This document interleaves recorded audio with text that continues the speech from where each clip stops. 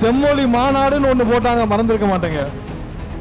அதுவரை இங்க நடக்கும் தொழில்கள் செழிப்புகள் வெளியே தெரியாமல் இருந்த விஷயங்களை செம்மொழி மாநாடு மூலம் உங்கள்ட்ட எவ்வளவு வசூல் பண்ணாங்க. அன்னைக்கு முடிவு பண்ண இந்த மக்கள் அதோட திமுகவை முடிச்சு கட்டினாங்க. கிட்டத்தட்ட 13, 15, 16 வருஷம் ஆச்சு.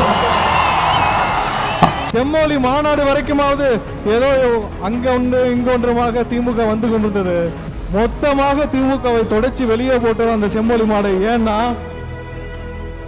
நியாயமாக நேர்மையாக தொழில் செய்து கொண்டிருக்கும் கொங்கு பகுதி மக்களிடம் ரூம் போட்டு வசூல் பண்ண திமுகவை என்றும் இந்த மக்கள் ஒழுக்க மாட்டார்கள், கடைசி வரை மன்னிக்க மாட்டார்கள்.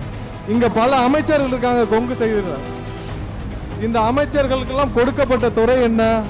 ஒன்று டாஸ்மார்க், இல்லைன்னா வேற துறை.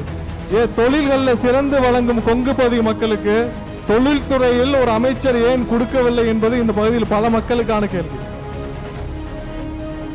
இத்தோட 2026 அப்புறம் இதுவரை இருந்த ஆட்சியாளர்கள் யாரும் உங்களுக்கு எந்த விஷயத்திலும் உதவி செய்யவில்லை, எதுவும் நடக்கவில்லை. நீங்கள் சுயமாக தொழில்களை நீங்களே வளர்த்து இங்கே வளர்ந்து கொண்டிருக்கிறீர்கள்.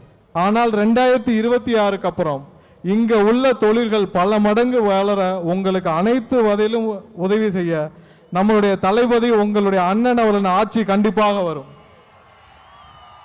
இங்க இருக்கிற ஒவ்வொரு பகுதி மக்களுக்கு தேவையான அளவிற்கு அவர்களுக்கு ஒரு தகுந்தாற் போல் அமைச்சரவையும் கொடுக்கப்படும்.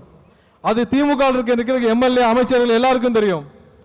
ஈரோடு முத்துசாமி அவர்கள் முதல் கொங்கு நம்மளுடைய கரூர் செந்தில் பாலாஜி வரை யாரும் ஜெயிக்க போவது கிடையாது.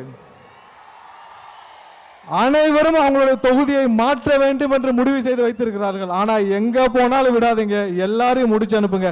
2026 கொங்கு பகுதி முழுவதும் நம்மளுடைய தமிழக வெற்றி கழகத்தின் கொடிதான் பறக்க வேண்டும். சம்பொத்து